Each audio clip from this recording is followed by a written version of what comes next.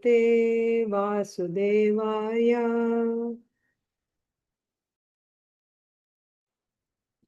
Om Namo Bhagavate Vasudevaya.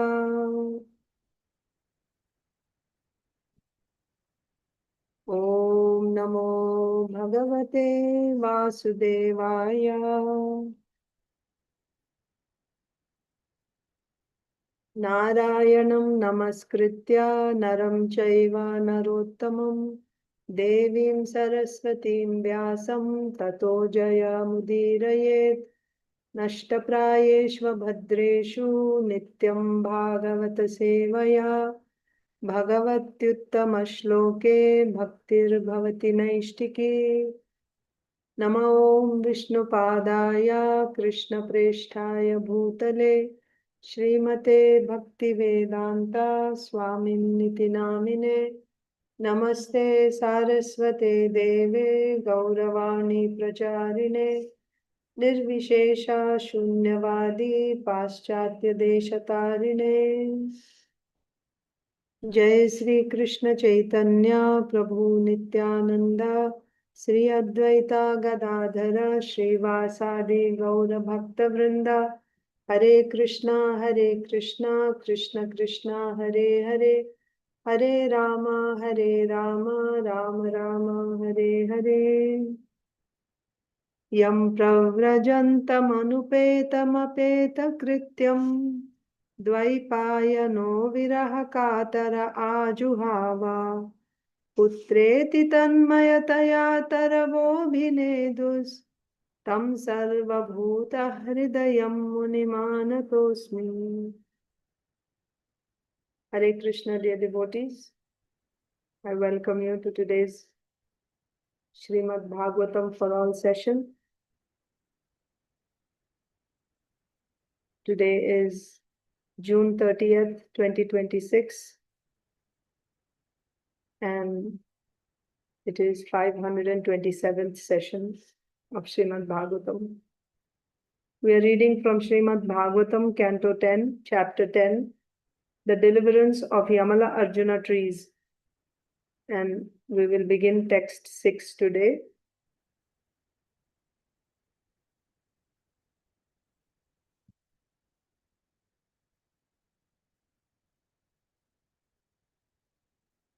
Tam dṛṣṭvā vrīḍitā devyo vivastrāḥ śāpa-śaṅkitāḥ vāsāṁsi paryadhuḥ śīghraṁ vivastrau naiva guhyakau. Tam dṛṣṭvā vrīḍitā devyo vivastrāḥ śāpa-śaṅkitāḥ vāsāṁsi paryadhuḥ śīghraṁ vivastrau naiva guhyakau. Upon seeing Narada, the naked young girls of the demigods were very much ashamed. Upon seeing Narada, the naked young girls of the demigods were very much ashamed. Afraid of being cursed, they covered their bodies with their garments. But the two sons of Kuvera did not do so. Instead, not caring about Narada, they remained naked. So in the previous verses, just a couple of verses before this, we have seen that Sukadeva Goswami began his answer to Parikshit Maharaj's question by saying that these two sons of Kuvera, being the associates of Lord Shiva, Rudrasya anucharau bhutva, and also being the sons of the treasurer of the demigods, they became very proud, sudriptau. Both of them became very proud. That means they were intoxicated by pride. Why were they proud?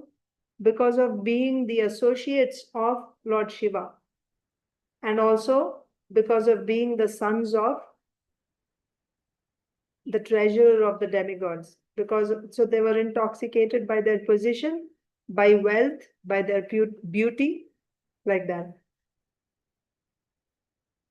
And being the associates of Lord Shiva, they had the privilege to roam around, to wander in Kailash Parvat, the abode of Lord Shiva. So, being intoxicated, they would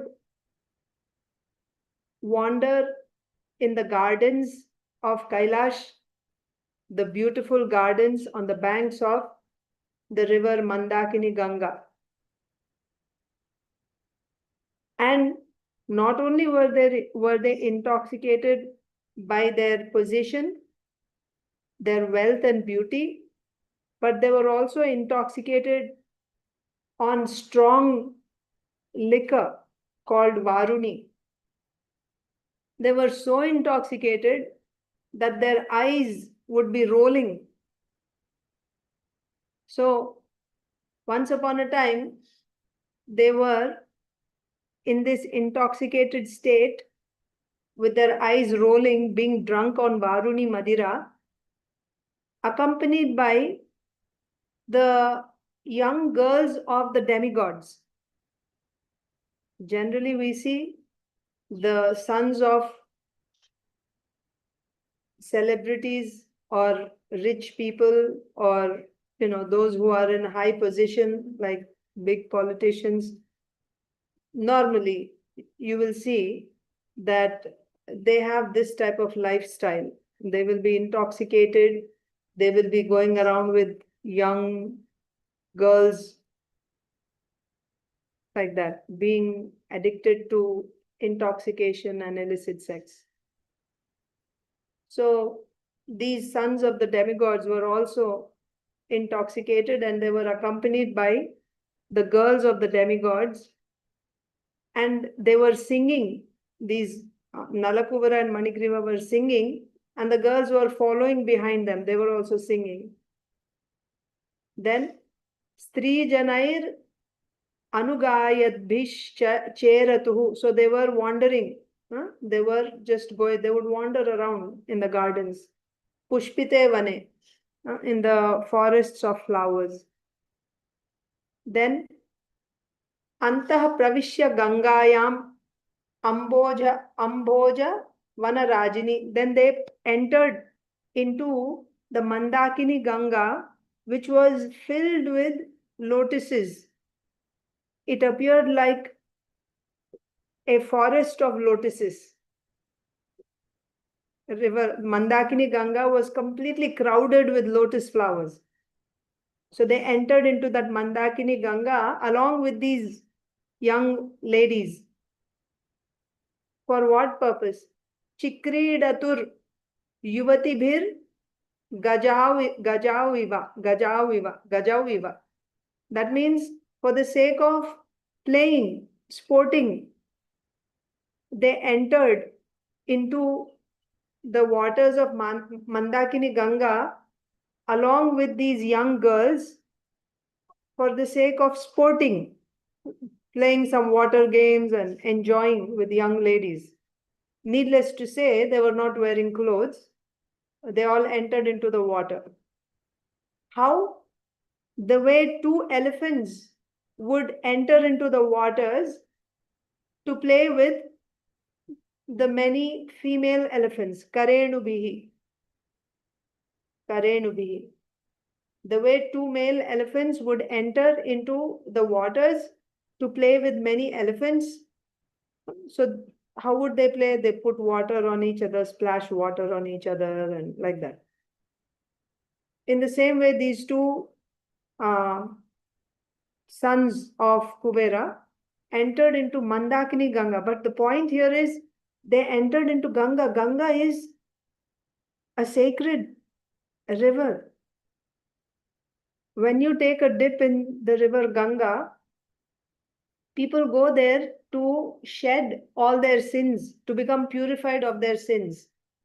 But here we are seeing that being intoxicated by their wealth and position, they entered into the sacred Ganga not to get purified, rather they entered, and where? In Kailash, on Kailash Parvat. This is the abode of Lord Shiva. Lord Shiva is the greatest of all Vaishnavas. Vaishnavanam yatha Shambhu. So the best of all Vaishnavas. Such Lord Shiva's abode Kailash, there in Manas Ganga, Mandakini Ganga, they entered in order to enjoy. They entered there naked with some young girls who were also naked in order to enjoy some water sports with them. And what was their condition? They were completely intoxicated on wine and also intoxicated because of their position and beauty and wealth. In that condition, they were enjoying in the waters of Ganga. So we saw in Srila Prabhupada's purport, Srila Prabhupada explained that it is not that anyone who enters into Ganga is getting purified. It depends on what is your state of consciousness, what is the state of your mind. So we also discussed a little bit more about that, how if you have an offensive mentality, then you don't get the same result of Sakshat Bhakti. Chanting the holy names purifies us, but if you are offensive, if you're committing offenses to the holy name itself, then holy name is not going to purify you the same way it purifies a person who has no offenses. So that is very important. Your consciousness is important. When someone has wickedness in the heart, knowing that this is an offense, still he commits that offense, then his sins are not removed so easily. First, that offense has to be mitigated. And for the offense to be destroyed, you have to have a repentant heart. That is why in simple words, Srila Prabhupada said in the purport that your state of mind is important. Of course, Sakshat Bhakti gives results even without the knowledge of the performer, because it is not dependent on the knowledge of the performer. That is there.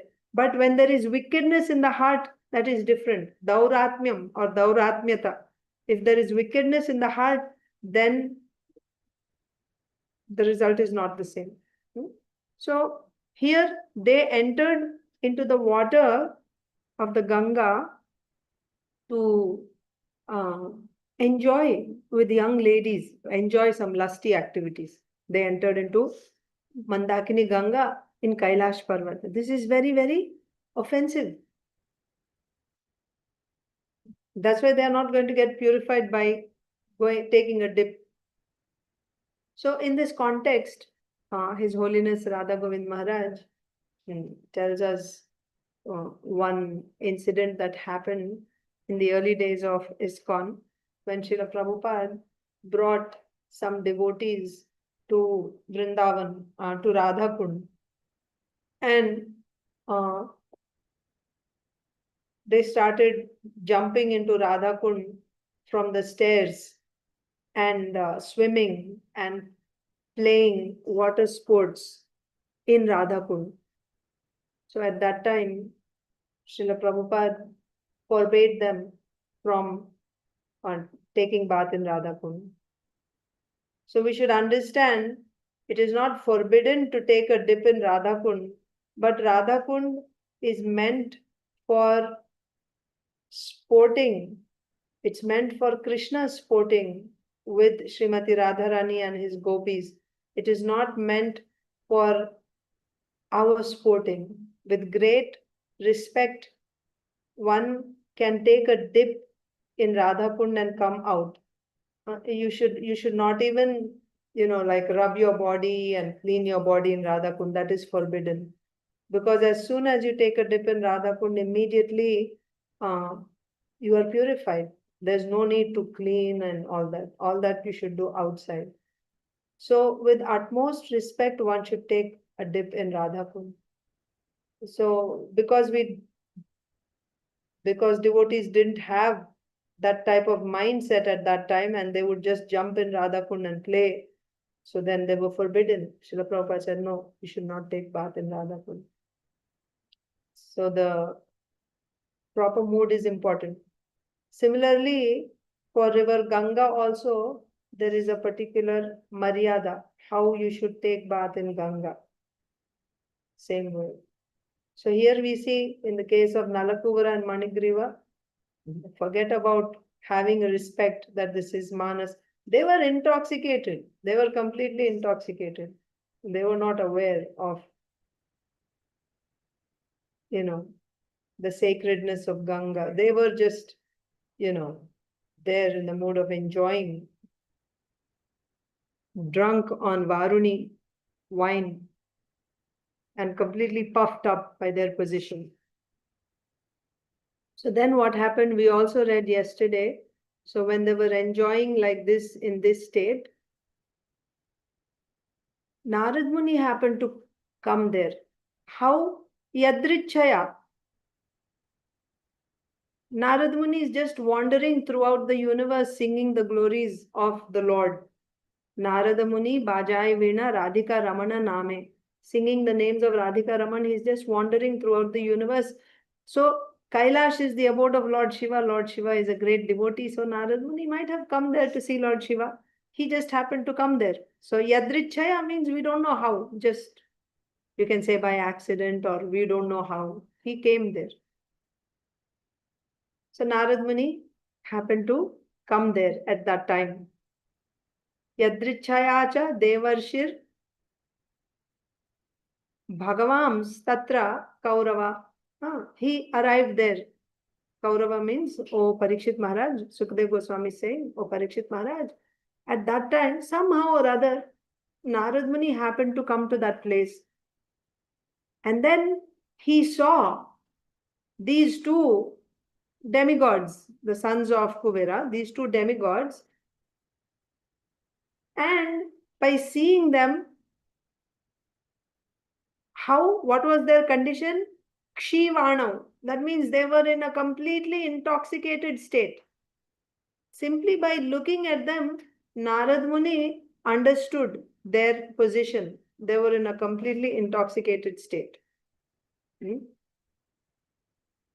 They are drunk on wine,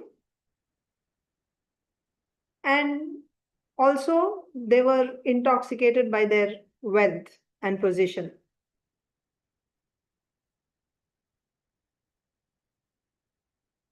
Then Narad Muni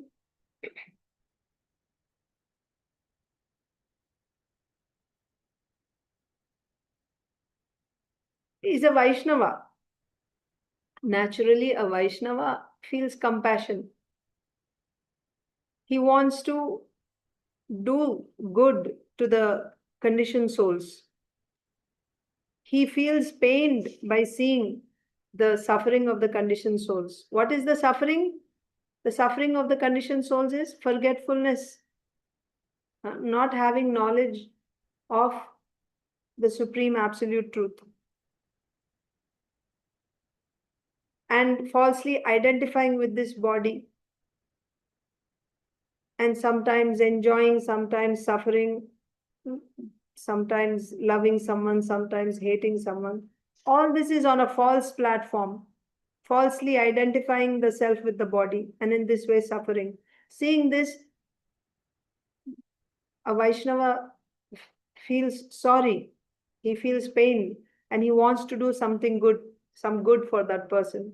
So similarly, when Narad Muni saw this Nalakuvara and Manigriva in that intoxicated state, he immediately understood, simply by seeing them, he understood that these two are so intoxicated that even if I gave them my mercy, it's not going to bear fruit. Actually, mercy means if he gave some good instruction, they are completely stoned out. They are not, it's not going to act on them. Therefore, first I have to remove their intoxication. I have to shake them, right? Wake them up from their intoxicated condition. I should do something to wake them up first, or to shake them up, so that they will come out of their intoxicated condition. Otherwise, if I gave them mercy directly now, they won't be able to take advantage of that. That mercy will not bear fruit. First, they have to be woken up. So I have to do something to wake them up from this intoxication. Narad Muni thought like that. So then, that brings us to today's verse. Tam dṛṣṭvā vrīḍitā devyo vivastrāḥ śāpa-śaṅkitāḥ vāsāṁsi paryadhuḥ śīghraṁ vivastrau naiva guhyakau. Now, Narad Muni came there and Narad Muni saw these two sons of Kuvera. That means Nala, Kuvera and Manigriva. Narad Muni saw them and he understood their condition, and he is also considering how to shake them up, how to wake them up from their intoxication. He is considering. Now, what is happening on the other side? What are these two men thinking? And it's not just the two men, I mean, two demigods. There were also these ladies, the girls of demigods. They were also there. What was going on in their minds when they saw Narad Muni? That's what this verse is saying. Tam dṛṣṭvā. That means, after seeing him, who Narad Muni, vrīḍitā devyo vivastrāḥ śāpa-śaṅkitāḥ. So vivastra means they were naked, not wearing any clothes. Vivastrāḥ.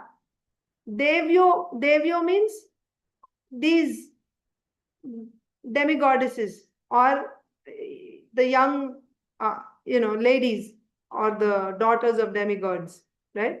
So these demigoddesses, you can say.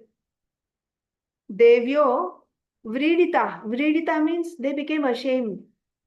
They became ashamed by seeing Narad Muni. Who is Narad Muni? He is a saintly person. Narad Muni is a saintly person, a sadhu, a great devotee of the Lord. And what was their condition? They were naked in water, enjoying with these two demigods. When they saw Narad Muni in front of them, immediately they felt ashamed because they were not wearing any clothes. They felt ashamed. Tam dṛṣṭvā means after seeing Narad Muni, by seeing Narad Muni, vrīḍitā devyo vivastrāḥ. Right? They became ashamed. These demigoddesses became ashamed because they were naked. They were not wearing any clothes. Also, śāpa-śaṅkitāḥ. They were afraid of being cursed by Narad Muni. You see, being completely naked in front of anyone is not right. What to speak of being naked in front of the deity, in front of the Lord, or in front of the spiritual master or Vaishnavas? It's an offense. It's an offense to be completely naked.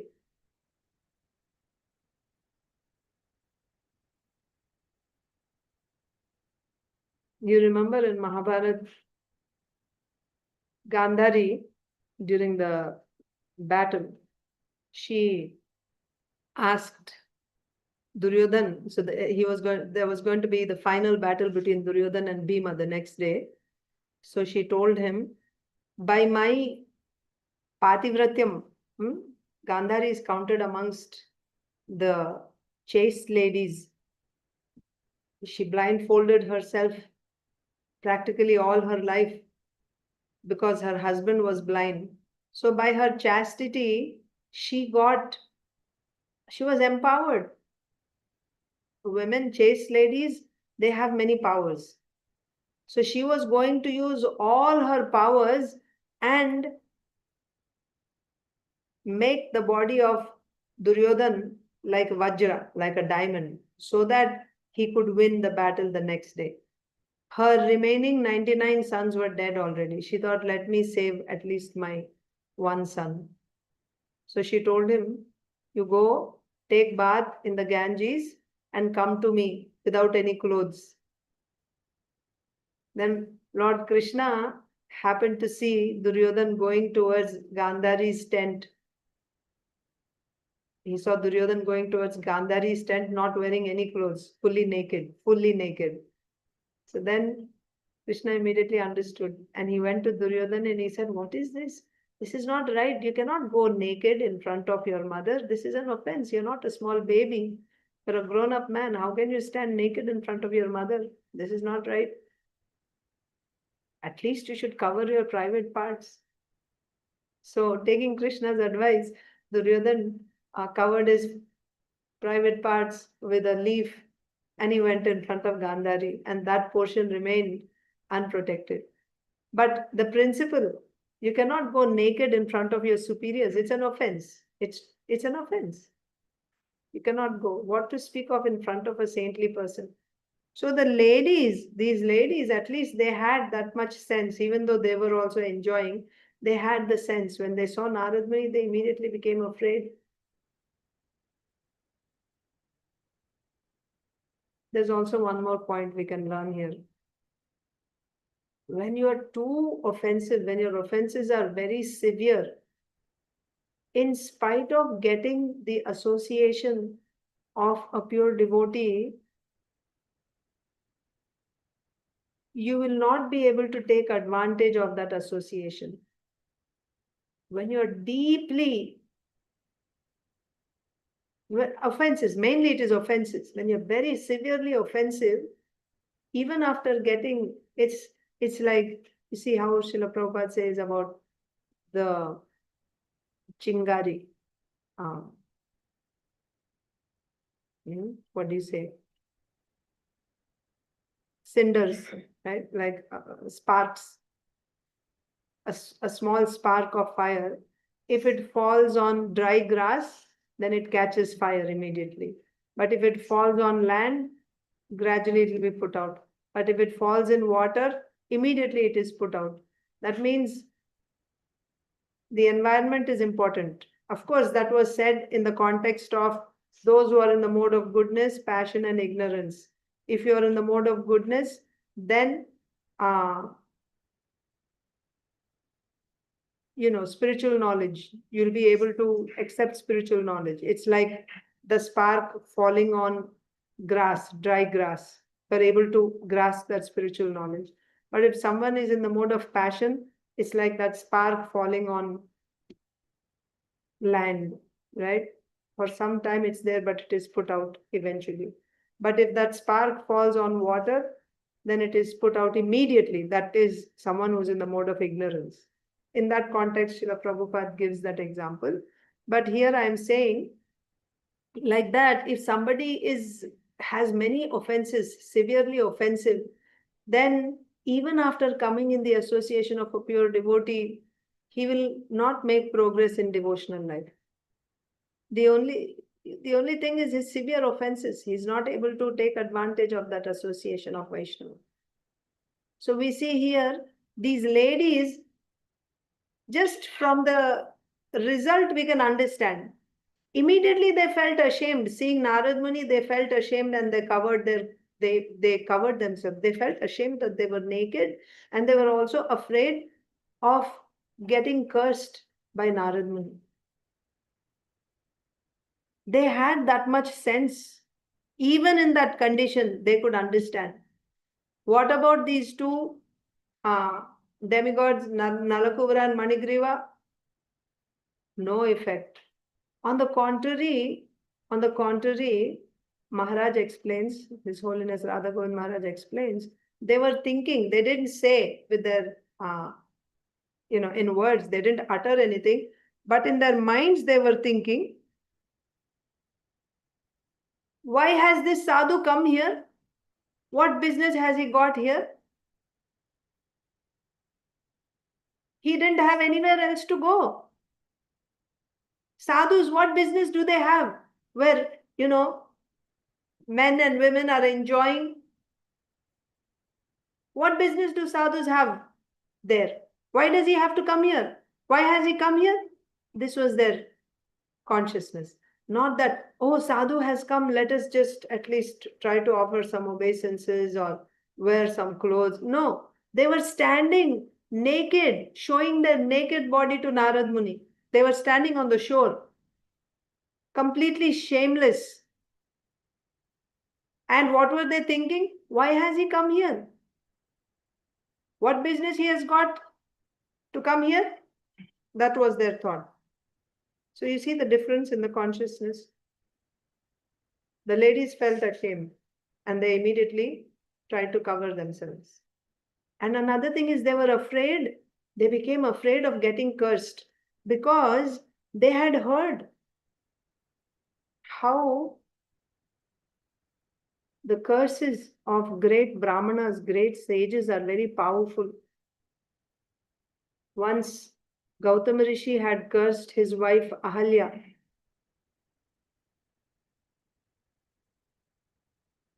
Indra took the form of, he came in disguise as Gautama Rishi. And she had realized that it was not her husband, but still she went along with it. So later on, when Gautama Rishi came, he saw another Gautama Rishi. So immediately he understood. So he cursed Indra and he also cursed his wife. So he cursed Ahalya to become a stone. And right there, she just, in that form as a woman, she just turned into a stone. Of course, later on, when she was getting cursed, she felt repentant. And then he said that Lord Ramchandra, when he comes in Treta Yuga, then she will be delivered by the touch of his lotus foot. So when Lord Ramchandra and Lakshmanji were with Vishwamitra Muni, they were headed towards Mithila to witness the great bow, Shiva Dhanush, that was in Janak Maharaj's palace. And also there's a competition. Whoever is able to string that bow would win the hand of Sita Devi. So Vishwamitra Muni was taking Ram and Lakshman to Mithila to witness that Shiv Dhanush. So on the way there, they see Ahalya in the form of a stone. And Vishwamitra Muni orders Lord Ramchandra to touch her with his lotus foot. So at first Lord Ramchandra didn't want to touch because, she is a Brahmani. How can I touch her with my lotus feet? But then this was the order of the spiritual master. So he did it and then she came back to her. She came back to life. That means she was released from the curse of being a stone. So these demigoddesses were aware that the curses of great sages, powerful sages, are very potent. So they were afraid Narad Muni might curse them, that they are enjoying like this in the presence of a sage. And that too where? In Mandakini Ganga, the sacred Ganga, in Kailash Parvat. So they got afraid. The girls, they were śāpa-śaṅkitāḥ. They suspected that Narad Muni might curse them. They became fearful. Therefore, vāsāṁsi paryadhuḥ śīghraṁ. Immediately, very quickly, very hastily, as soon as they saw Narad Muni, first of all, they felt ashamed that they were naked. And then they were also very fearful that he may curse them. So out of fear that he might curse them, very hastily, they put on their clothes. Vāsāṁsi paryadhuḥ śīghraṁ vivastrau. Śīghraṁ. Very hastily they put on their clothes. And what about the two demigods, Nalakura and Manigriva? Vivastrau naiva guhyakau.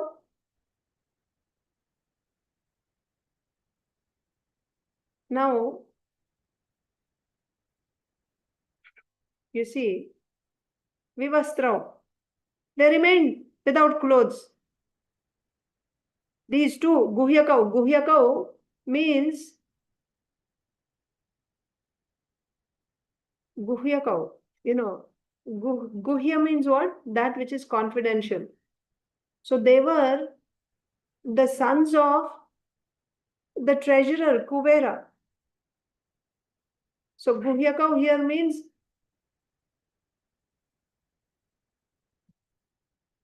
being the sons of the treasurer, they were supposed to be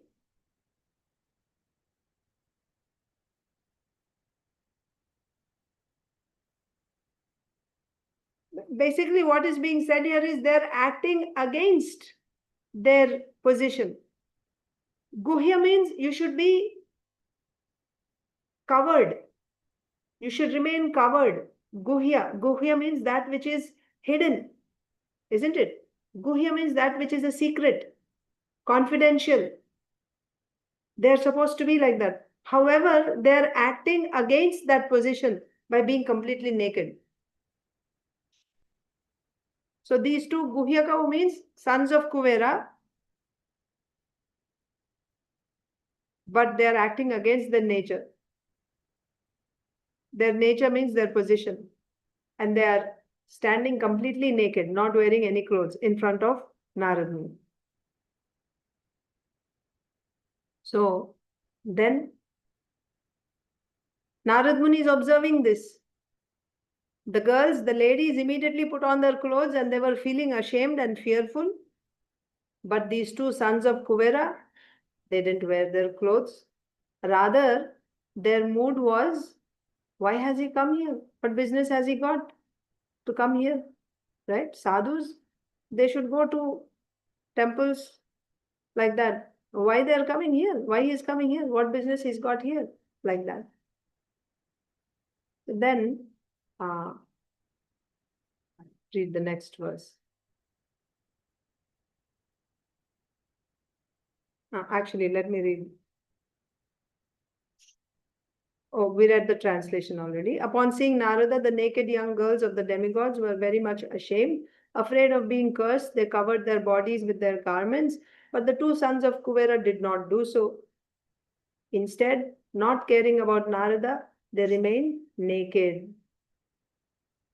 Tau dṛṣṭvā madirā-mattau, śrī-madāndhau, surātmajau, tayor anugrahārthāya, śāpaṁ dāsyann idaṁ jagau.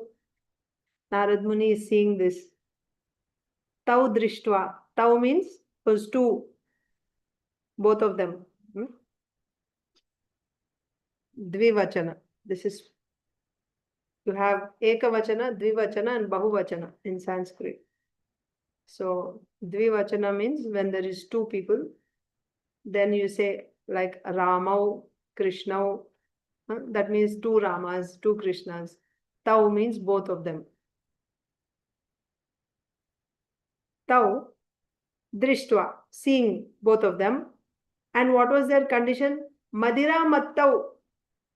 They were intoxicated on wine. Oh, very heavy wine. Varuni. Seeing both of them completely intoxicated on wine. śrī-madāndhau, not just on wine. Madirā-mattau. They were intoxicated on wine. But not only that. śrī-madāndhau.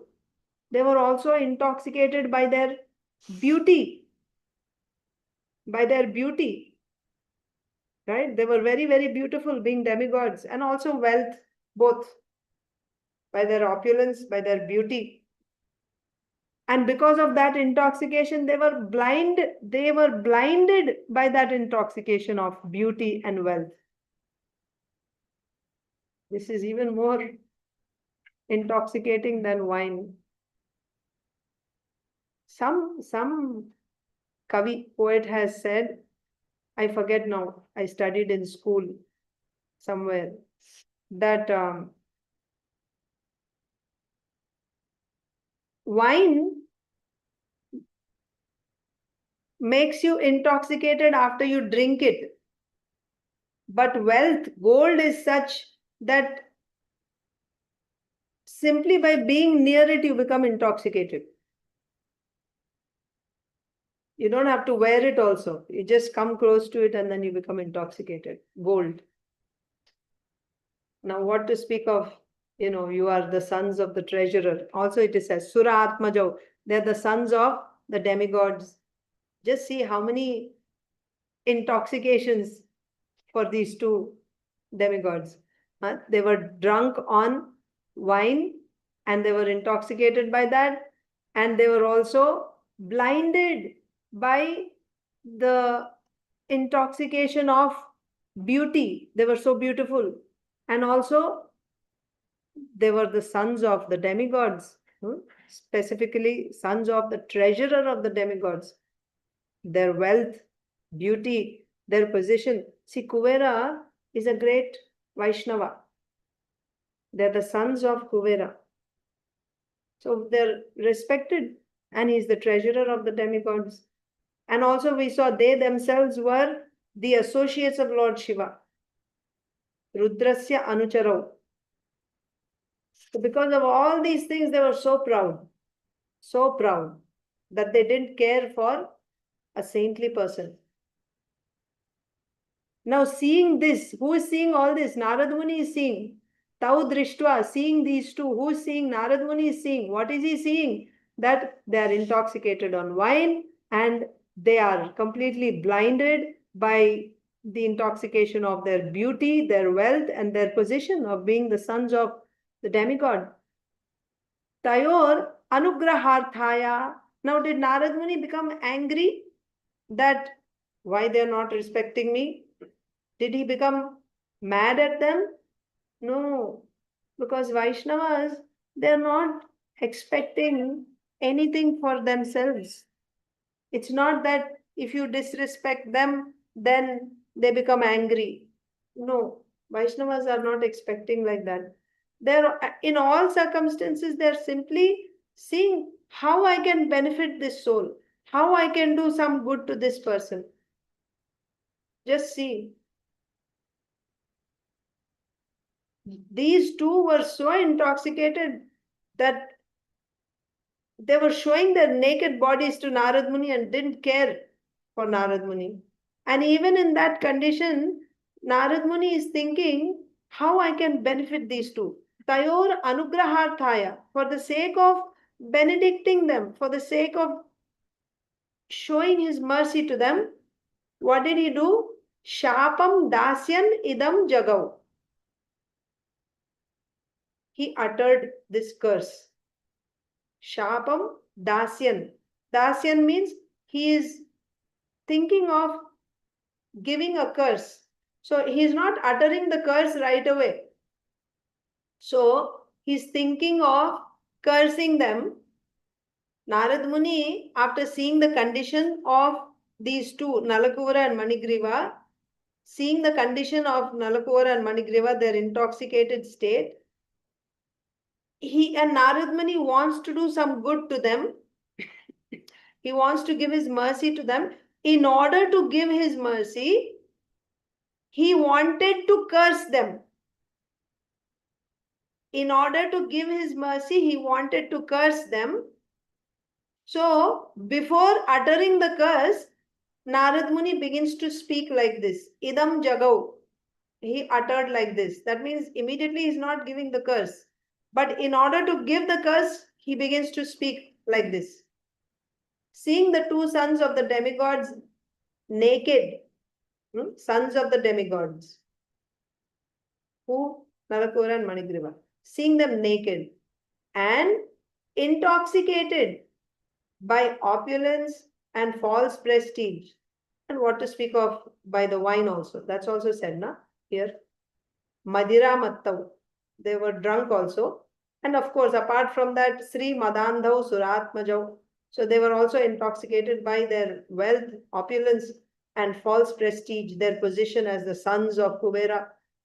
So seeing this, Devarṣi Nārada, in order to show them special mercy, that you should know. Not that he became angry and out of control, therefore he's cursing them. How dare you offend me, and he's cursing them? No. Tayor anugrahārthāya, for the sake of showing special mercy to them. in order to show special mercy, he desired to give them a special curse.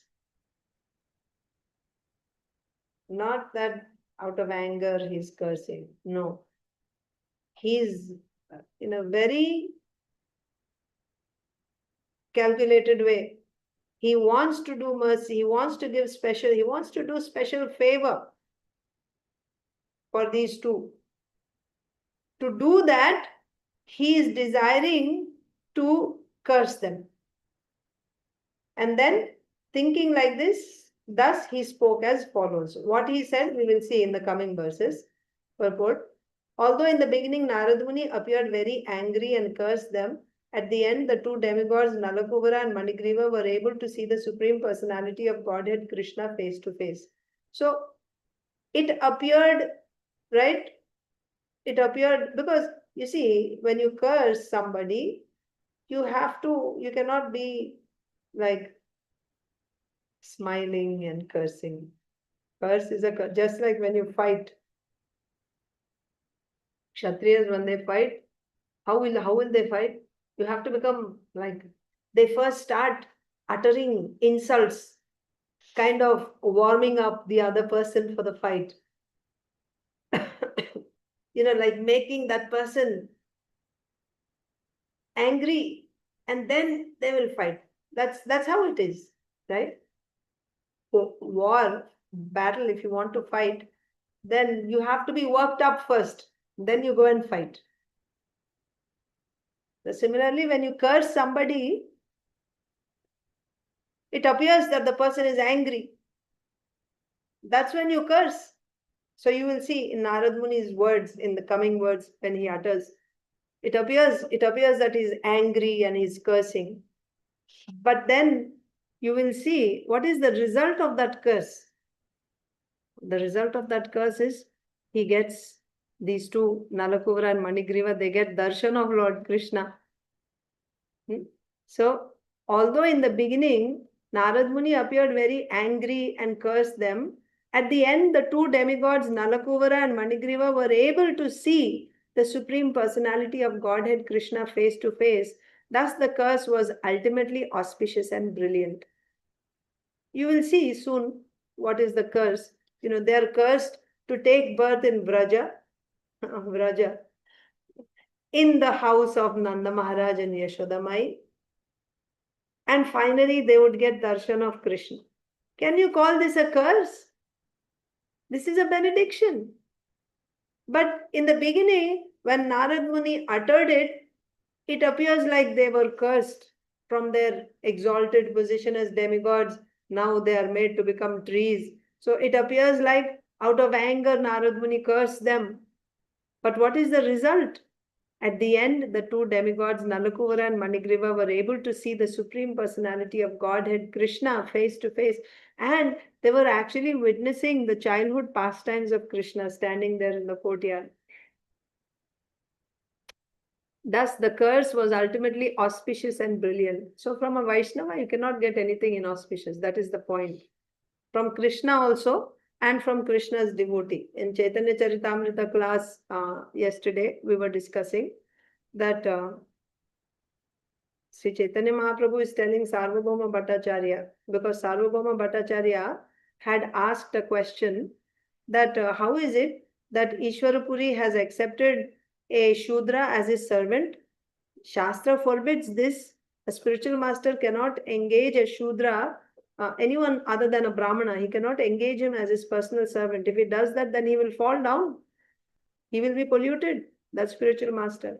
Knowing this, how Sarvabhauma Bhattacharya, how Ishwarapuri has gone against Shastra? This was Sarvabhauma Bhattacharya's question. So, in answer to that, Sri Chaitanya Mahaprabhu is saying that the Lord is supremely independent. He says Ishwara. So, Ishwara means the Supreme Lord. Ishwara also means Ishwarapuri. So, the Lord and his confidential servant, the Lord's servant, they are supremely independent. They are not dependent on the rules and regulations which are meant for conditioned souls. They don't have to abide by the Smriti Shastras which are saying what a Brahmana should do, what a Kshatriya should do. They are beyond that. They are independent. The spiritual Ishwarapuri is so exalted He is the spiritual master of the whole world.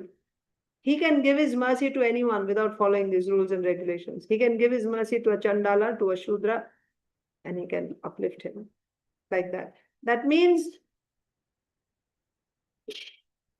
the Lord is independent. He can give his mercy to anyone and also in any way.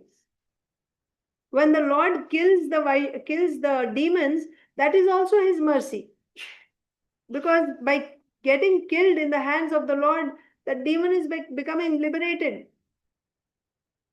And if somebody gets slapped by the Lord, right? If somebody steps on someone's head, oh, what a benediction. About Kaliya.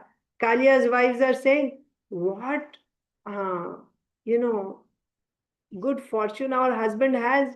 The Lord, his lotus feet are dancing, right? Kaliya has the footprints of Krishna on his head. And people perform tapasya and so much, still they cannot get that benediction which Kaliya got. That means the Lord can give his mercy to anyone. To a serpent, to a Shudra, he can give to anyone. He is completely independent. And also the other point is his mercy can come in any way. Whatever he does, it is all auspicious. It cannot be inauspicious. Whatever the Lord does is auspicious. And his pure devotee also. So here, if Narad Muni is cursing, that curse is also all auspicious for Nala, Kuvera and Manigriva. It may appear like a curse, but from a pure devotee, you cannot get anything which is inauspicious. Everything is auspicious. Srila Prabhupada also says that a devotee is praying to the Lord, my Lord, please don't kick me away from your association. Please always keep me at your lotus feet. And then Srila Prabhupada says, I cannot quote from where. I just remember hearing from his talks and lectures and conversations. So Srila Prabhupada says, but I think it is a great fortune even if you get kicked by Krishna's lotus feet. I think that's also a great fortune, to be kicked by Krishna. So whatever the Lord does or his devotee does, even if they curse you, that's also auspicious. There is nothing inauspicious. So here, this curse of Narad Muni on Nalakuvara and Manigriva proved to be ultimately auspicious and brilliant. One has to judge what kind of curse Narad Muni placed upon them. Srila Vishwanath Chakravarti Thakur gives here in a good example. When a father finds his child deeply asleep, but the child has to take some medicine to cure some disease, the father pinches the child so that the child will get up and take the medicine. In the same way, Narad Muni cursed Nalakuvara and Manigriva in order to cure their disease of material blindness. So our great Rasika Acharya Srila Vishwanath Chakravarti Thakur explains so wonderfully. Even philosophical points he will explain so nicely with some rasa in it, right? So Srila Vishwanath Chakravarti Thakur gives this example that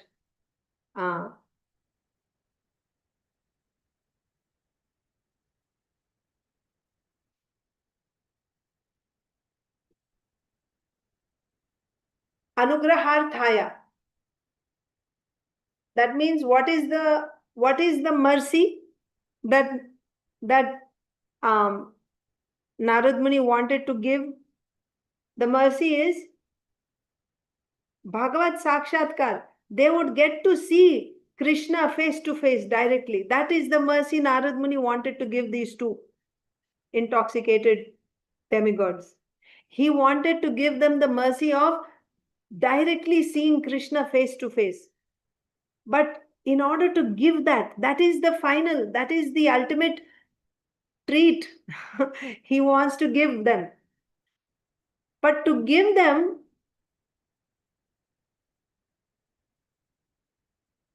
so Narad Muni he made up his mind that he wanted to give this. Now to give that treat, in order to give them that ultimate result of being able to see Krishna face to face, in order for them to receive that, now he's giving a curse. so that both these demigods will get to see Krishna face to face. He is now uttering a curse. He wants to give them a curse. He decided to give a curse so that they can get to see Krishna face to face. Bhagavad Sakshatkar. You know, when you get Bhagavad Sakshatkar, when you do pure devotional service, after you get prema, sadhu sangha, bhajana kriya, anartha nivritti, nishta, ruchi, asakti, bhava, prema, then Bhagavad Sakshatkar one can get. And now we are struggling even to get dṛṣṭvā so that we can begin pure devotional service. But Narad Muni, yes, if you get the mercy of a pure devotee can bring you to the stage of bhava also. So he wants to give these two Bhagavad Sakshatkar. But to do that, to be able to see Krishna, first they have to be waken up from their intoxicated state. So for that he wants to give them a curse. He's going to curse them. So for this, Srila Vishwanath Chakravarti Thakur is giving a wonderful analogy. The way, because of extreme affection for their child, a father and mother want to feed the child. So Srila Prabhupada gives the example of a medicine. We can take that example. Or Srila Vishwanath Chakravarti Thakur also gives the example of some tasty food, you know, like sweet rice, delicious kheer, or maybe some other wonderful, delicious sweet, some food item, very delicious. The parents have this Mahaprasad and they want to feed it to the child, but the child is fast asleep. Now, if the child is sleeping, if the child is in deep sleep, you just put that sweet rice in the mouth of the child, you think the child is going to relish it? But the child is so tired, is fast asleep. And the parents, out of extreme affection, want to feed that. They want the child to enjoy, to relish that sweet or that prasadam. So what will they do? They will try to wake up the child. They'll try to wake the child up. And the child is not getting up, just fast asleep. What will they do? They'll pinch him. Just to wake him up, they can even pinch him. And this is the example by Srila Vishwanath Chakravarti Thakur. With their nails also, they can just pinch him so that he'll wake up from sleep. He's in deep sleep. What is the idea? When he wakes up properly, then he will eat this wonderful, delicious food preparation and he will enjoy. They want him to enjoy it. But in order to make him to enjoy that, first he has to wake up from sleep, and in order to wake him up, they pinch him. Similarly, here also, Narad Muni wanted Nalakuvara and Manigriva to be, to see Krishna face to face and to relish that, the beautiful pastimes of Krishna, childhood pastimes of Krishna, see Krishna. But what is their condition? Completely intoxicated, like that child who's fast asleep. In that intoxicated state, even if he showed, just like they saw Narad Muni, was there any effect on them? On the contrary, they were offensive. There was no appreciation. Oh, here is a great devotee of the Lord. If you simply offer obeisances to the devotee, then my life is perfected. Sadhu sangha, sarva shastra koi, lava matra sadhu sangha, sarva siddhi hoy. Were they thinking like that? No. Why? Intoxicated by wine, by wealth, by power. Then to wake them up, first they have to be cursed. Then, just like the parents pinching the child, then by that curse, when they wake up, now they will see Krishna's pastimes. And that is the mercy Narad Muni wanted to give them. So this curse is also given out of affection only. The way the parents pinching the child is done out of their affection.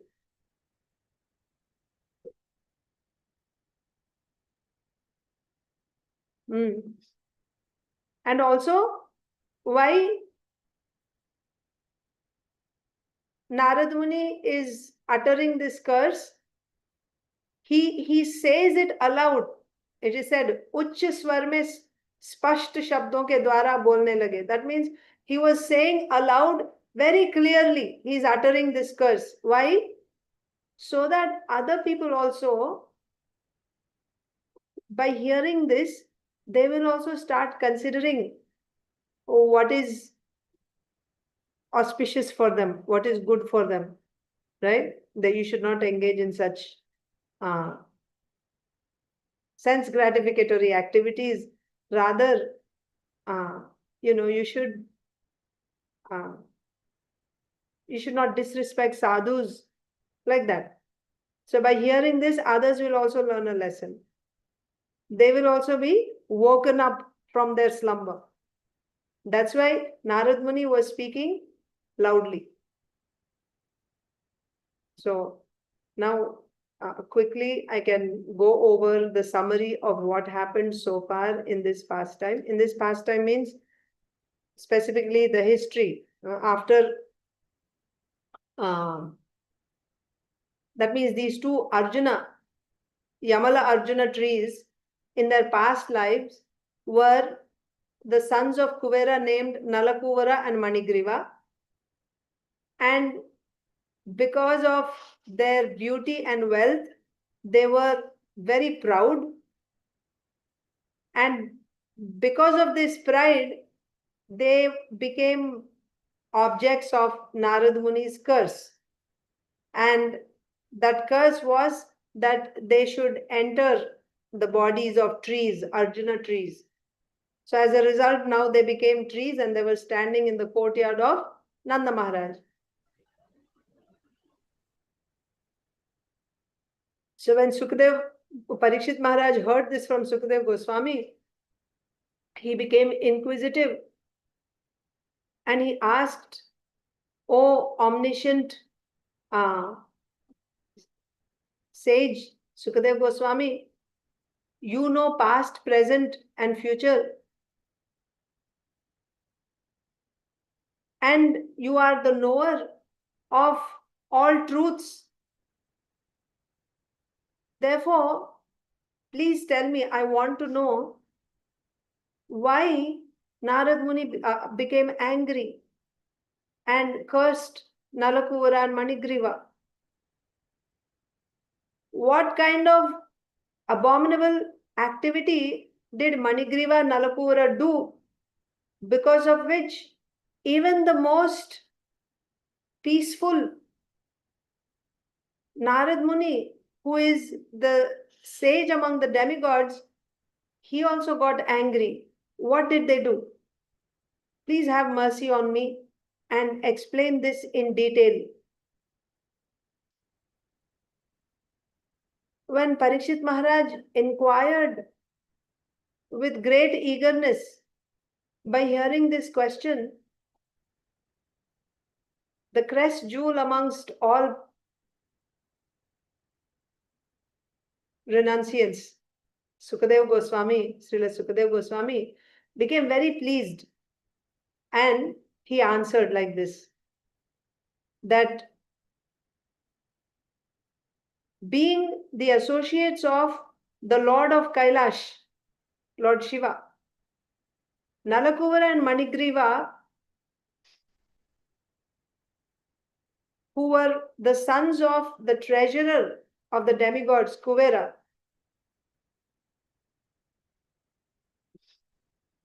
they became very, very proud on account of the wealth of their father, and they were mad. Out of this pride, they became mad. Now, when one is young in his youth, it is natural for him, for his heart to have strong desires for sense gratification. A young person's heart is filled with desires for sense gratification. This is natural. And at that age, if a person has kupravritti means bad inclinations, bad association also you can say, or bad inclinations. And along with that, if he has lots of wealth, opulence, and also power, then such a man, even if he is sitting on the throne of a demigod, still, that means demigods are supposed to be very exalted. They're supposed to be in the mode of goodness. That's why they're in a higher position. But in spite of being a demigod, and what to speak of being seated on the throne of the leader of the demigods, still, in due course of time, he will fall to a position which is lower than that of an animal. You understand? If he has a lot of wealth and position, and if he has such bad inclinations, a person who is young, a demigod, we are talking of a person, even if he is a demigod, right? And if he has a lot of wealth and position, it's natural for him to become degraded because of these desires for sense gratification. Very soon he can fall down to a position which is lower than that of an animal.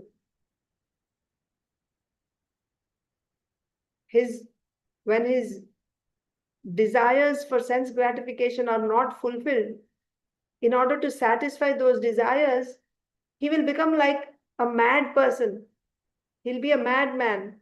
And at that time, he will use whatever objects there are in this universe to satisfy that burning desire for enjoyment in his heart. He will try everything to satisfy that desire. Yet, however amount of fuel you put in fire, that fire is not going to be put out. It will only blaze more and more. So he will try to satisfy his lusty desires with all the things that are available in this universe, but his desire, his lust is never going to be pacified. It only increases like a raging fire day by day. This was the condition of Nala, Kuvera and Manigriva. They were young. They were the sons of the treasurer of demigod. They had so much wealth. They were beautiful. And their hearts were filled with material desires. So because of their youth and unlimited wealth and position of being the associate of Lord Shiva, that means they had that power. Because of all this, they became mad with pride and they lost all wisdom. Vivekhin ho gaye the. They lost all wisdom. Now, they were caught up in drinking wine and enjoying with women. This became their lifestyle, drinking wine and enjoying with young ladies. And they became so intoxicated that in such a sacred place, peaceful, sacred, pure place as Kailash Parvat, which is the abode of Lord Shiva, they turned that into their resort for sense gratification.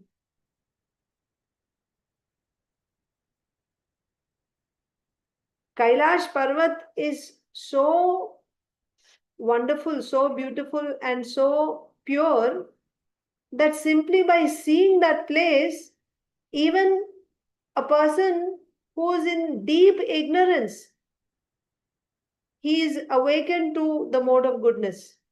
His heart will be now filled with the mode of goodness simply by seeing Kailash. That is the potency of Kailash. But being blinded by the pride of wealth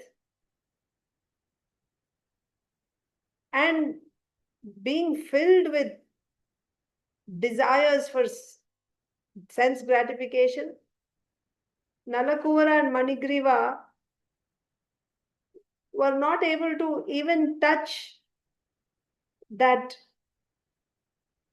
beauty of Kailash, which was, which could fill the heart with the mode of goodness. They were not able to take advantage of that. That supremely pure garden of Kailash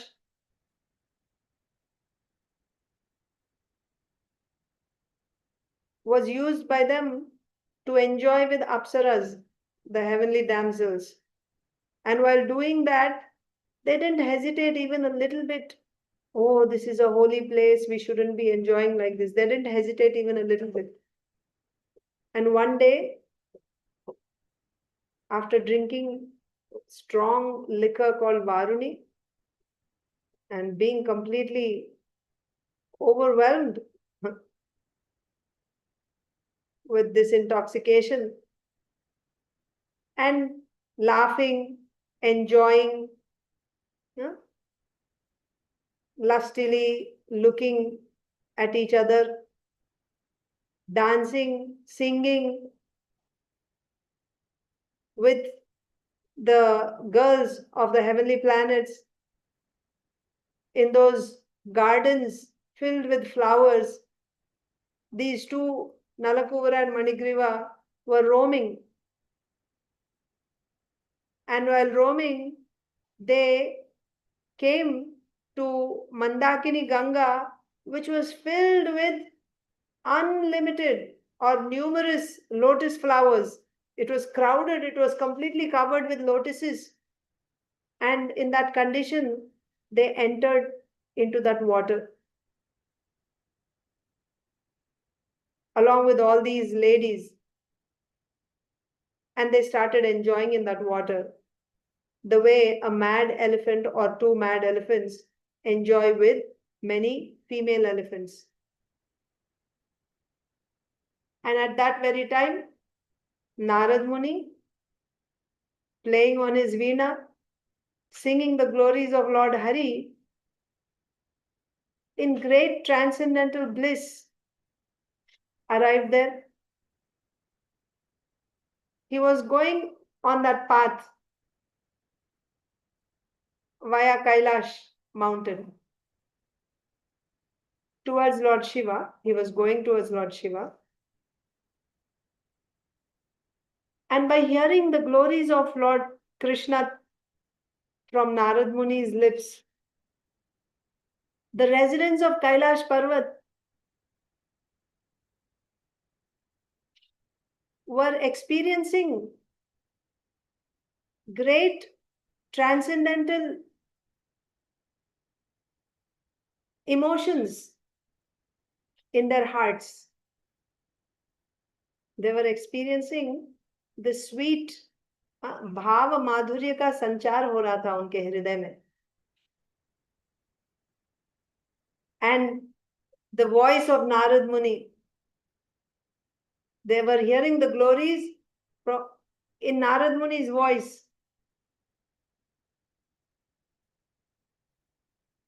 When the girls who were with Nala, Kuvera and Manigriva heard Narad Muni's voice singing the glories of the Lord, they became ashamed and they became fearful of being cursed by Narad Muni. So very quickly, hastily, they got out of the water and they put on their clothes. And then they folded their hands in front of Narad Muni and just stood there like this, folding their hands. But this Nala-Kuvera and Manigriva being intoxicated by pride and also intoxicated on that strong liquor.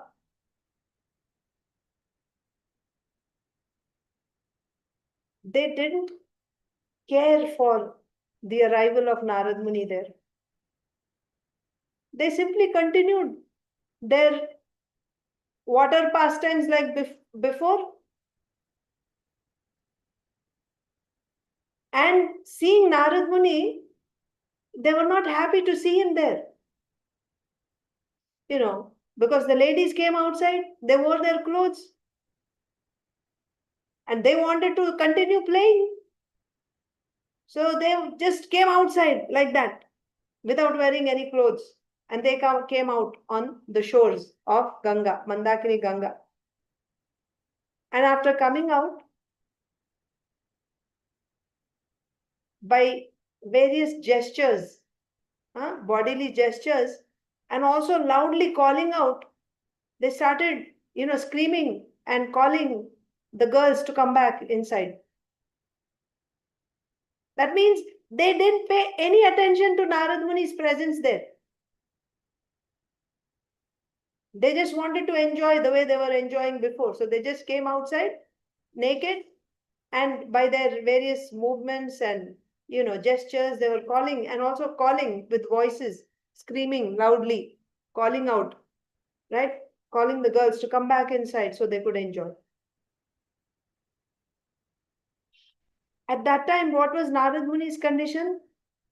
He was completely absorbed in the nectar of the Supreme Lord's glories, his Leela. Narad Muni was singing about the Supreme Lord's Leela, and he was completely absorbed in that. But hearing the loud calls of these two sons of Kuvera, Narad Muni's meditation was disturbed. And his attention went to these two demigods. He looked at Nala-Kuvera and Manigriva. He happened to look on them. What did he see? He saw that Kuvera is the crest jewel amongst the worshippers of Lord Shiva, devotees of Lord Shiva. Not Kuvera, sorry, these two sons of Kuvera. Because Kuvera is a Vaishnava, but these two sons of Kuvera, who were crest jewels, Shiva Bhakta Chudamani, crest jewels amongst the worshippers of Lord Shiva, amongst the devotees of Lord Shiva. Such persons, such exalted persons, now they're walking on the path of temporary life, temporary enjoyment. Asat. Asat means that which is not going to last. They are walking on this path which leads to, this is the path of temporary life. Sense gratification means you will enjoy and then you will suffer. This is not eternal life. But they are so exalted persons. They are the best of the associates of Lord Shiva. But now they are walking on this path of Asat. And they are engaging in condemned activities. They're drinking wine and losing their discrimination between what is real and what is unreal, what is eternal and what is temporary. Because of this intoxication, they have lost that discrimination, and losing that, they are falling down to a position which is lower than animals. Because of intoxication of wealth and also being intoxicated on wine, becoming mad. In spite of taking birth as demigods, they are falling away from the behavior which is expected from demigods. All this is because of the pride of wealth. the root cause of this fall down of the demigods is this pride of their wealth. This madness due to wealth has caused them to drink wine, to associate with prostitutes, and also to offend, disrespect, reject great saintly persons. All this bad activity is because of madness coming from wealth. That intoxication coming from wealth. Because of this, they are drinking wine, they are enjoying with prostitutes, and they are also offending, disrespecting, and rejecting great devotees of the Lord. Seeing their durvyavahar means bad behavior. Durniti parayanata, that means they are absorbed in acting against what is right. Right? Getting intoxicated and enjoying with prostitutes. These are not proper activities. And they're absorbed in those activities. Seeing this, the best of all devotees of the Lord, Sri Narada Muni, he didn't get angry in his heart. He was not getting angry, nor was he feeling offended or hurt. No. Rather, seeing all this, seeing the condition of these two, mercy appeared in his heart. By seeing the condition of Nalakuvara and Manigriva, their deplorable condition, their fallen condition, seeing that, what happened in Narad Muni's heart? Mercy awakened. Kripa ka avirbhav hua. Then what did Narad Muni think? By cursing these two, I will destroy this madness in them. What is that madness? Madness coming from opulence, wealth, beauty, position, and of course wine. By cursing them, I am going to destroy this madness. And this is the best remedy under the circumstances. Cursing them is the most appropriate treatment at present. He didn't curse because he became hurt or he became angry. No. He cursed very deliberately, thinking out of his mercy. By seeing their condition, there was mercy that awakened in Narad Muni's heart. And because of that mercy, Narad Muni considered that the only way to, or the most appropriate way to remove their disease. What is the disease? This intoxication coming from wealth, from position, from prestige. The best way, the only way is to curse them. If he didn't curse them, then it would not be auspicious for them. Narad Muni is thinking like this. Then Narad Muni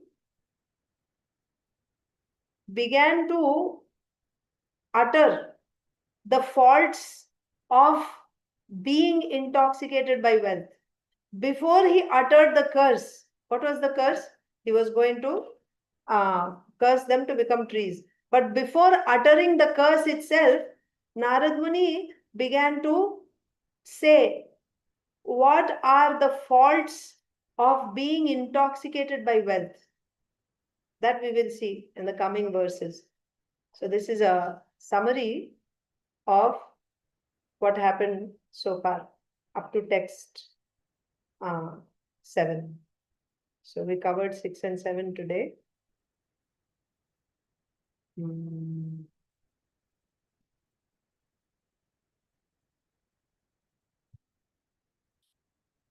Tomorrow we'll read text 8. So that will be what Narad Muni said about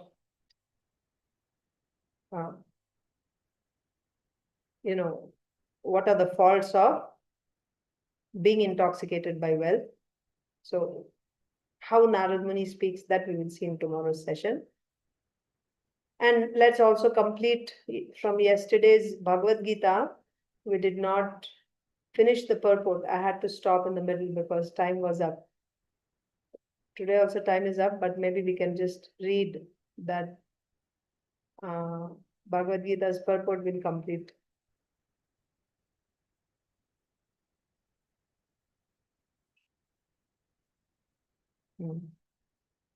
So this is 1427, the last verse of this chapter. I hope you remember the context. The context is that how can one transcend the three modes? Krishna said in the previous verse, by doing unalloyed bhakti, by doing unmixed bhakti, avyabhicharena bhakti yogena. Mam chayo avyabhicharena bhakti yogena sevate. One who does bhakti, then he will realize Brahman. So then the question is, if one does bhakti to you, avyabhichari bhakti to you, how he will realize Brahman? What is your connection with Brahman? What is your relation with Brahman? This is the question. So in answer to that, Krishna is saying, I am the support of that Brahman. That is why by doing unalloyed bhakti to me, one realizes Brahman. Brahman is not existing independently. Brahman is, it is supported by me only.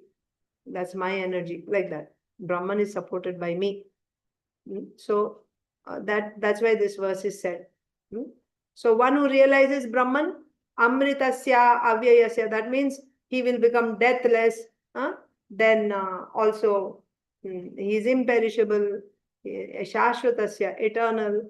So these are all the qualities of Brahman. So one who is Brahman realized, he will become like that. Dharmasya sukhasya ikantikasya cha, like that. So we read that. We were reading Srila Prabhupada's purport.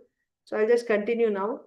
In the Vedic language, it is also said, Rasovai saha rasam hevayam labdhva nandi bhavati. When one understands the personality of Godhead, the reservoir of pleasure, Krishna, he actually becomes transcendentally blissful. So the point is here, so far in the purport, what we read was that Brahman and Paramatma are included in Bhagavan. So if you realize Bhagavan, automatically you will realize Brahman and Paramatma. That means Bhagavan realization is complete realization. Brahman and Paramatma realization is partial realization.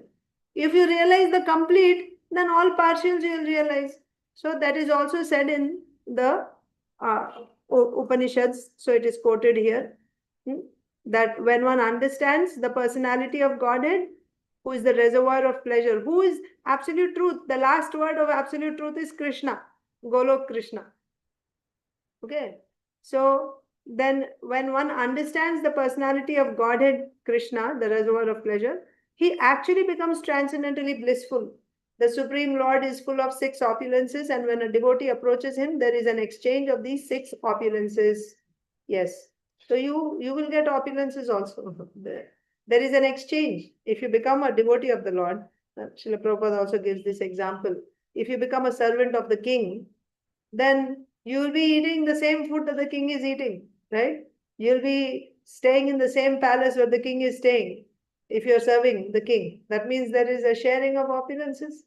So the Supreme Lord is full in 6 opulences, and when a devotee approaches him, there is an exchange of these 6 opulences.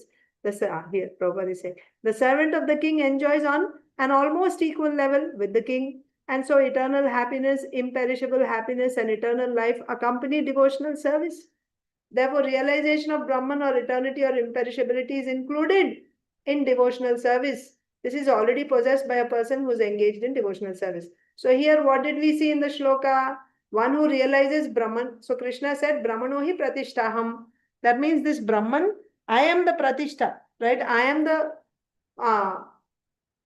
support for Brahman.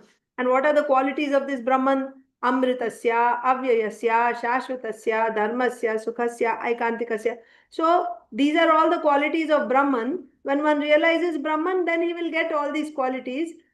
But if one becomes my devotee, automatically he will have all these qualities. Why? Because I am the support of Brahman, and if one becomes my devotee, then by rendering devotional service to me, because Brahman is supported by me, by rendering devotional service to me, then he will get all these. He will get all these. Because Brahman is supported by me only. It is part, right? Partial realization of absolute truth is Brahman. Complete realization is Bhagwan. In Bhagwan also, the last word is Krishna. So, the servant of the king, and so if you become a servant of Krishna, the servant of the king enjoys on an almost equal level with the king. And so eternal happiness, imperishable happiness, and eternal life accompany devotional service. Whatever qualities you see in Brahman, they are available to the devotee of the Lord automatically. The living entity, although Brahman by nature, has the desire to lord it over the material world, and due to this, he falls down. So he falls down means the living entity is covered by avidya. The living entity is covered by avidya, and being covered by avidya, this living entity is resting in the body of Karanodakshai Vishnu, Mahavishnu, before creation. And when there is creation, all these souls, conditioned souls covered by avidya, they are impregnated into Prakriti. And then Brahmaji gives them their various bodies according to karma. So when you say they are covered by avidya, along with avidya, they are accompanied by their karma. From where did this karma come? From the previous creation. At the end of creation, when everything enters into Mahavishnu, the living entities, conditioned souls are also entering and they are staying there. And again, when there is another creation, they come back, come again, once again. And again, they keep taking. So they create new karma. Old karma they are carrying and they're creating new karma. Now you will ask, when did this first start? It is said anadi. There's no beginning when it started. Can you say, when was the first time that Karanodakshai Vishnu glanced on Prakriti? No, you cannot say, because this is the Lord's Leela. The Lord's Leela is Nitya Leela. It's happening all the time. So similarly, nobody can say when exactly this conditioned soul, started his, when he got this avidya. It's anadi. Anadi means nayasya karanam. That means you cannot find out the cause for it. There's no beginning. How you'll find out the cause for it then? If there's no beginning, how you'll find out the cause? So here it is said, but he has the desire to lord it over material nature. From where this desire comes? So first of all, there is avidya. Avidya is a component of Maya, which is covering this living entity. And then when he gets a body, he gets ahankar, false ego, identifying with this body. Then when he identifies with this body, now he enters into dualities. What is the duality? This is my family member, that is my enemy. I love my friend, I hate my enemy. Dualities. You enter into dualities, right? And then you try to lord it over the material nature, right? I want to be the number one. I want to be the master. All this is coming from ahankar. Where did this ahankar come from? Ahankar you got because you were covered by avidya before. Since when were you covered by avidya? Anadi. But can you come out of this avidya? Yes. That's the whole thing. Bhagavad Gita is telling us how to come out of this avidya. So there are two paths. Either you can take Jnana Marga or Bhakti Marga. These last 6 chapters of Bhagavad Gita are talking about Jnana Marga. How one can, through Jnana Marga, how one can come out of avidya and ultimately, attain Brahma Prapti. Then in the middle 6 chapters, we see Bhakti Marga. Bhakti Marga means how by taking to the path of Bhakti, Shuddha Bhakti, then you can ultimately get Bhagavad Prapti. These are the two paths. But to do either Jnana or Bhakti, you need a qualification. If you don't have that qualification yet, until you get that qualification, you have to do Karma Yoga. Everyone is qualified to do Karma. That's all. There are only 3 paths. Jnana Marga, Bhakti Marga. And if you don't have qualification for Jnana or Bhakti, you have to do karma.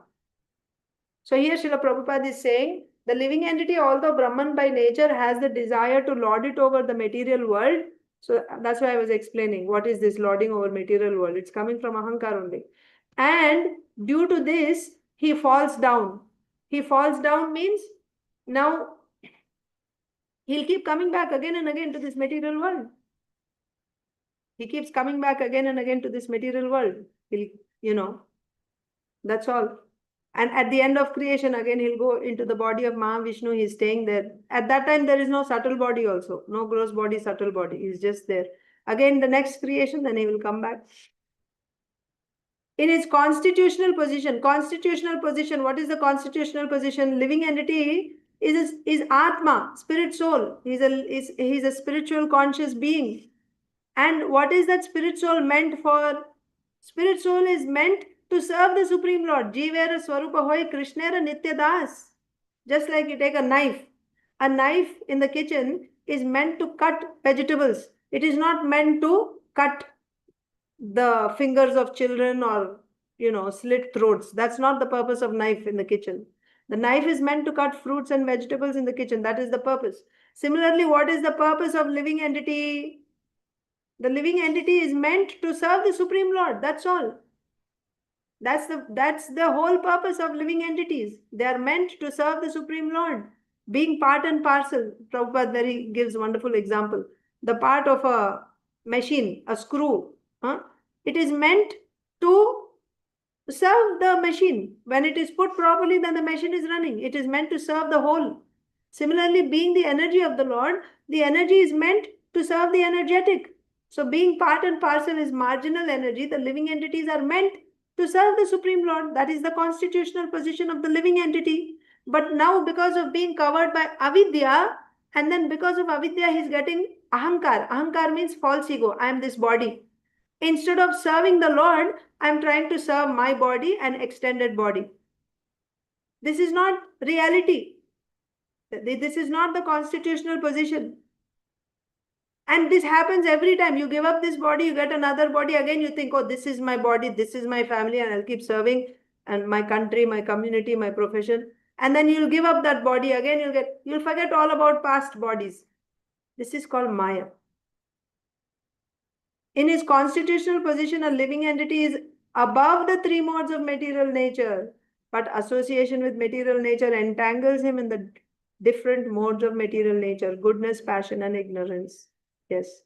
So the living entity is not meant to be under the influence of the three modes. But when you're covered by avidya, then when there is creation, Prakriti is made of what? The three modes. Everything in this creation is made of the three modes only.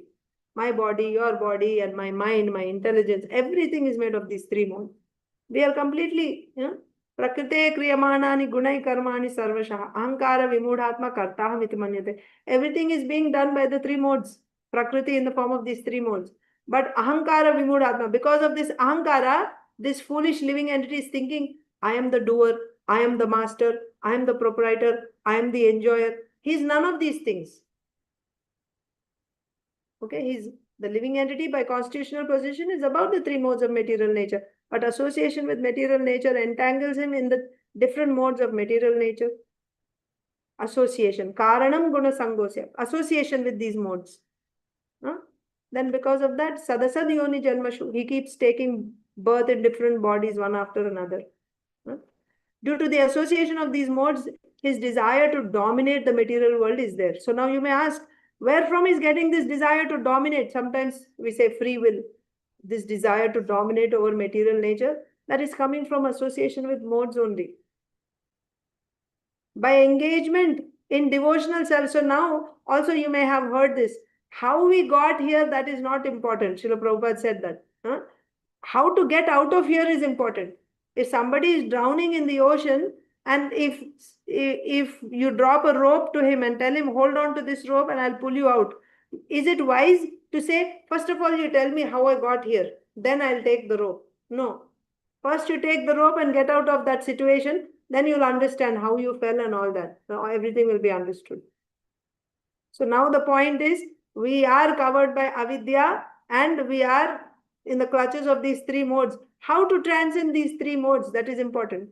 By engagement in devotional service and full Krishna consciousness, he is immediately situated in the transcendental position.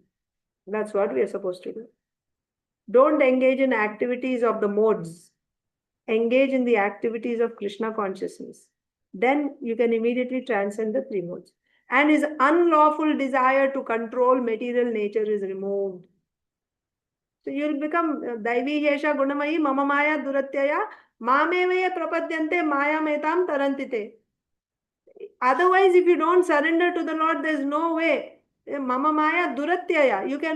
You cannot transcend this external energy of mind consisting of the three modes. It's impossible. But Mamevaya Prapadyante, only surrendering only to me. Maya metam tarantite, you can transcend the modes. So don't engage in the activities of the modes, you engage in devotional service. Shravanam, Kirtanam, Vishnu Smaranam, Padasevanam, Archanam, Vandanam, Dāsyann. Don't think that I am so good, I'll do this also, that also, and I will be saved. No, you won't be saved like that. You have to come, you cannot put your feet on both boats, some material life and some spiritual life, and both will go on nicely. No. You will have to jump onto one boat at some point. You cannot stay on both.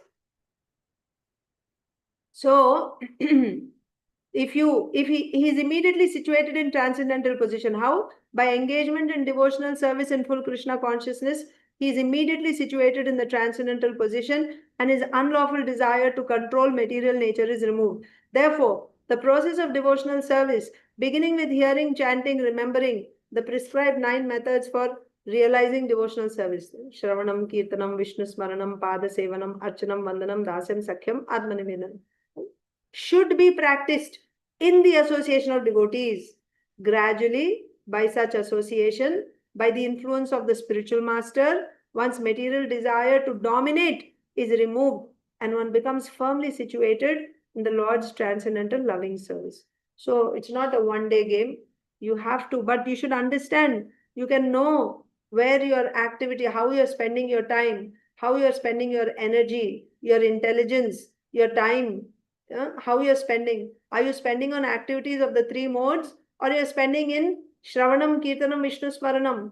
You have 24 hours in a day. How much time are you spending in Shravanam, Kirtanam, Vishnu Smaranam? And how much time are you spending in thinking and working for family, for community, for earning wealth, for increasing property? You see for yourself and you will understand. Okay?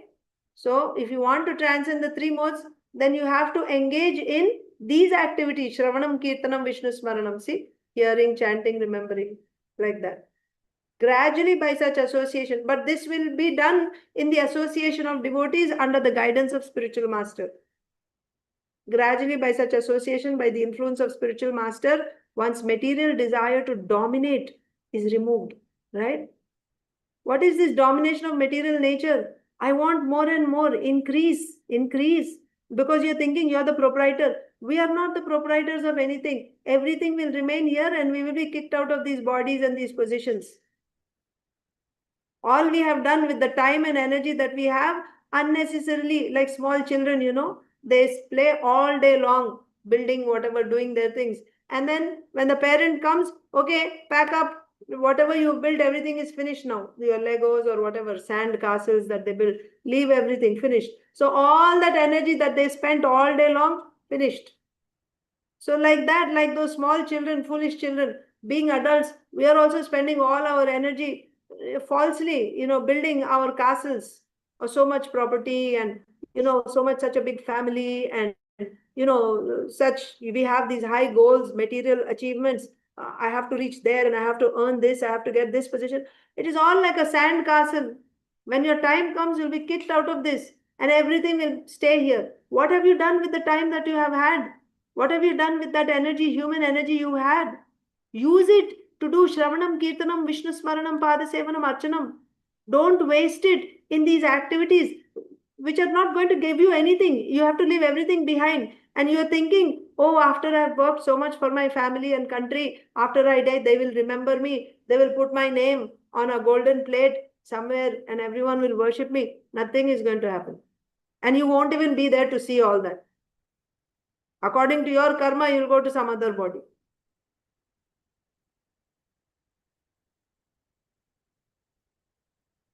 Therefore, association of devotees and influence of spiritual master are very important. And in that, what should you do? Not that in the association of devotees together we will go and watch some movie. That's not association of devotees. Association of devotees means together we come to discuss Krishna Katha. Gradually, by such association, by the influence of spiritual master, one's material desire to dominate is removed. This is how you should know. If you are progressing, means all these other activities are coming down. Your desire to dominate the material world, acquire more and more, accumulate more and more, all that will go. And you'll start cutting down. Get rid of all stuff. No need to accumulate so much stuff. You don't need so much to live. Your life will start becoming simple. You don't need so much furniture. You don't need so many things. One becomes firmly situated. So his desire to lord over material things, to dominate the material world, that will come down. And one becomes firmly situated in the Lord's transcendental loving service. Yes, firmly situated. That will become the main activity all day, throughout the day. This method is prescribed from the 22nd to last verse of this chapter. So if you remember, there were 3 questions asked by Arjun. First question was, what is the symptom of one who has transcended the 3 modes? Second question was, how does such a person behave? And the third question was, how can one transcend the 3 modes? What should we do? So from 22nd verse onwards, Krishna answers. Finally, in the 26th verse, Krishna is saying how one can transcend. How? By doing avyabhichari bhakti. That means no mixing karma, jnana, nothing. Do exclusive bhakti 24/7, Shravanam, Kirtanam, Vishnu Smaranam. That's all. By doing this, you'll transcend the 3 modes. Krishna said. Devotional service to the Lord is very simple. One should always engage in the service of the Lord, should eat the remnants of foodstuffs offered to the deity, smell the flowers offered to the lotus feet of the Lord, see the places where the Lord had his transcendental pastimes, read of the different activities of the Lord, his reciprocation of love with his devotees, chant always the transcendental vibration Hare Krishna, Krishna Krishna, Hare Hare, Hare Ram, Ram Ram, Hare Hare, and observe the fasting days. We had this Pandav Nirjala Ekadasi a couple of days ago. Observe the fasting days, commemorating the appearances and disappearances of the Lord and his devotees. Very simple. See, in just this highlighted area, simply Srila Prabhupada has given us what you have to do. It's not too complicated. Devotional service to the Lord is very simple. One should always engage in the service of the Lord. Always, 24 hours. Not just morning and evening. Always engage. And how you will engage? Should eat the remnants of foodstuffs offered to the deity, smell flowers offered to the lotus feet of the Lord, see the places where the Lord had his transcendental pastimes, read of the different activities of the Lord, his reciprocation of love with his devotees, chant always the transcendental vibration of Hare Krishna, Krishna Krishna, Hare Hare, Hare Ram, Ram Ram, Hare Hare, and observe the fasting days commemorating the appearances and disappearances of the Lord and his devotees. By following such a process, one becomes completely detached from all material activities. So don't make any adjustments in this, whatever is said. Strictly follow these things. Then by following this, one will completely become detached from all material activities. One who can thus situate himself in the Brahma Jyoti, or the different varieties of the Brahman conception, is equal to the Supreme Personality of Godhead in quality. Thus, and the Bhaktivedanta purports to the 14th chapter of the śrī-madāndhau in the matter of the 3 modes of material nature. So we have come to the end of the 14th chapter. In the next session, we will begin the 15th chapter. Thank you all so much. Grantaraj Srimad Bhagavatam ki jai, Srimad Bhagavad Gita ki jai, Srila Prabhupada ki jai, Gaur Bhaktivinoda ki jai. You had a question, Master? 1 second. Thank you, Mataji. Hare Krishna. Mataji, I have a question. Yeah. Yes, I was thinking, it just occurred to me that the trees, there's always forest fires going on, and a lot of tree get burnt. Yeah. And the 2 boys got a blessing to become a tree. That isn't it a dangerous blessing? Because if the tree gets burnt down, then they'd have to get birth again, and they'd be thankful hundreds and hundreds of years before Krishna would appear. Yes, Mataji. But you see, nothing is happening randomly in creation also. Even when there is a forest fire, it is not happening randomly. It may appear to us that there is no cause, it's just happening to our vision. But all those trees and animals that are getting burnt there, they're just getting the result of their particular karma. So, yes, Nalakuvara and Manigriva, they could have also gotten burnt in a forest fire, but that was not their karma. Here, they are specifically cursed by Narad Muni, and this curse is actually a benediction. And the benediction is by being in that tree's body and aware as trees in Vraja and in the house of Nanda Maharaj, they are, destined. They are destined to see Krishna after, I think, 33,000 demigod Yes. years. Yeah. So, yeah, they wouldn't get burnt because that's not their karma now. Now they are acting, whatever is happening to them, it is happening by the blessing of Narad Muni. Thank you, Mataji. Thank you. Thank you so much. Hare Krishna. Hare Krishna. Thank you. So we will end here. Thank you so much. Mataji, you had a question? Saujanya Mataji? No, Mataji, I just said thank you, Mataji. Hare Thank you. Krishna. Hare Krishna. Thank you all. Panchakalpatarubhyascha kripa sindhubhya evacha patitanam pavanebhyo vaishnavebhyo namo namaha. Ananta Koti Vaishnava Vrinda ki jai. Thank you.